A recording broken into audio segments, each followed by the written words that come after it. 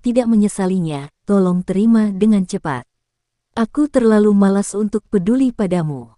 Mu Meng menatap Sue Zian, lalu mengembalikan cincin alam semesta di tangannya kepada Tan Yun. Ini terlalu mahal, aku tidak bisa menerimanya.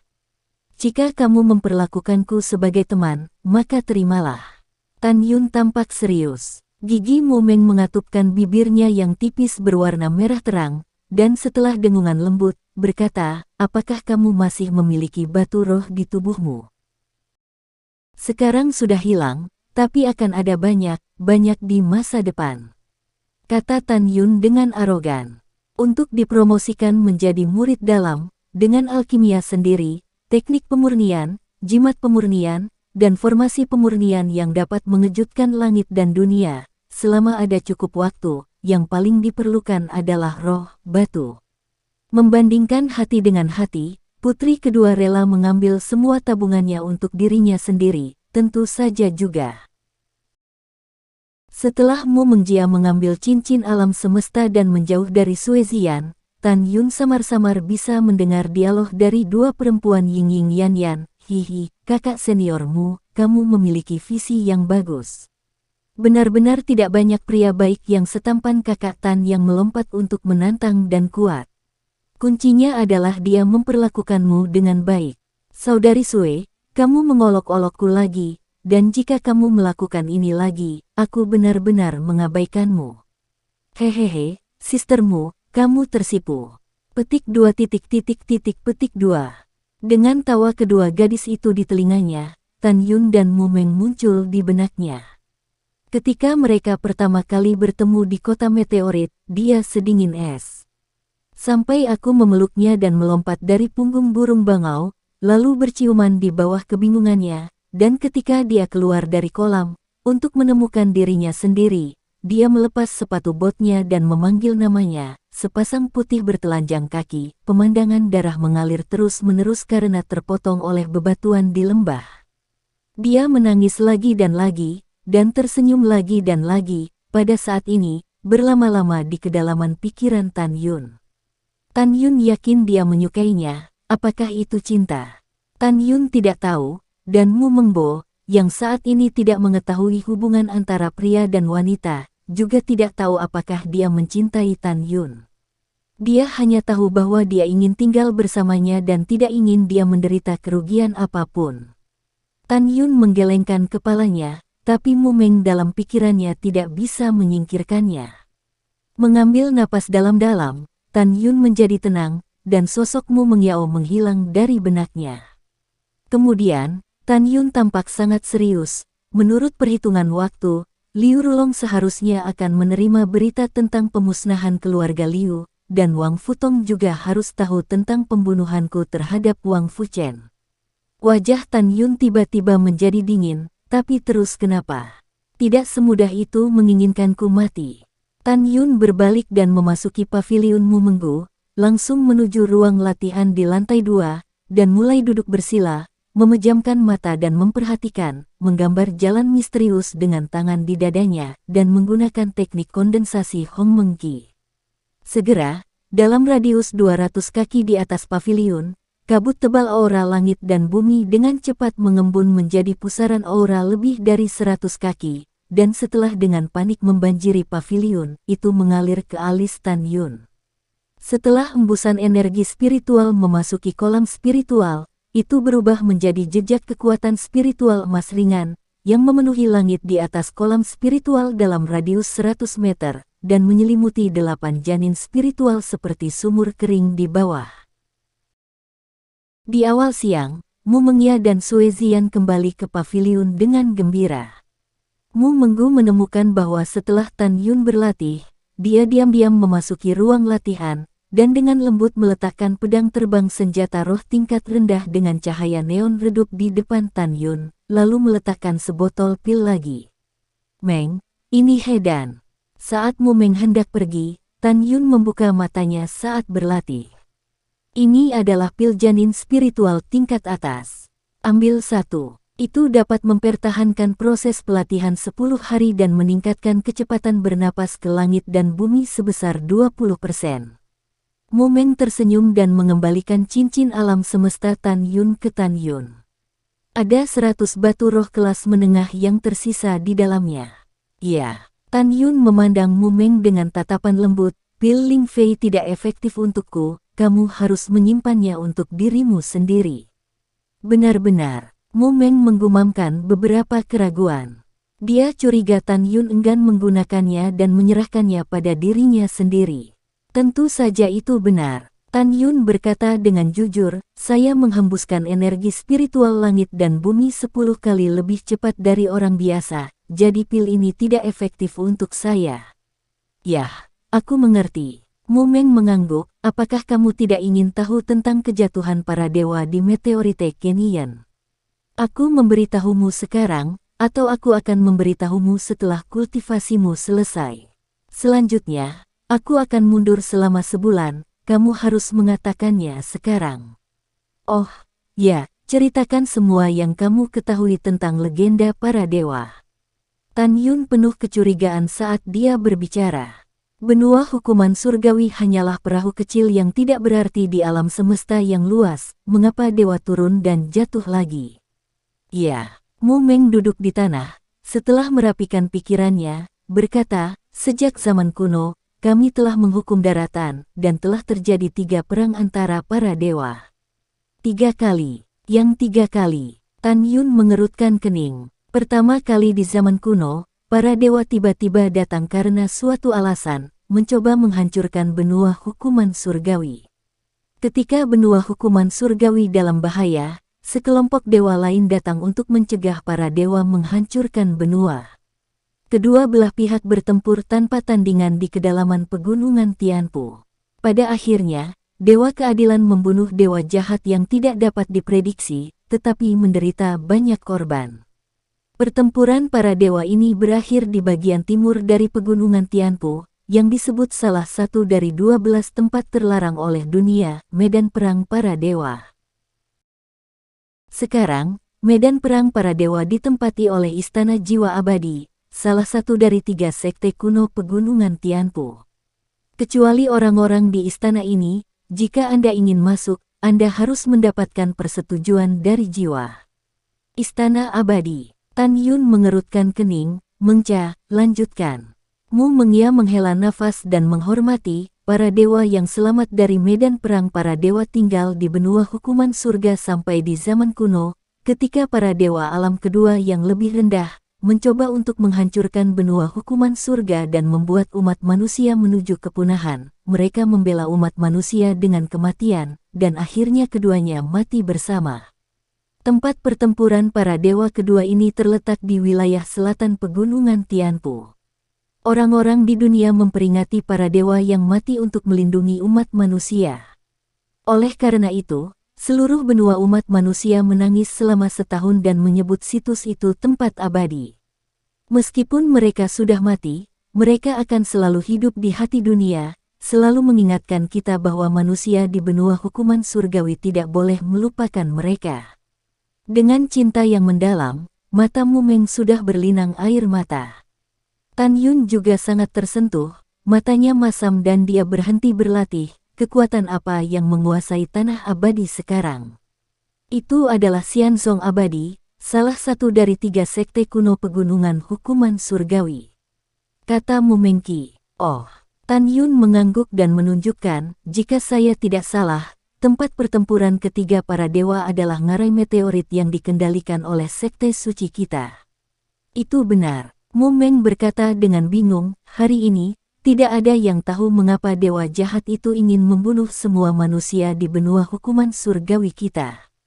Ya, kenapa di bumi?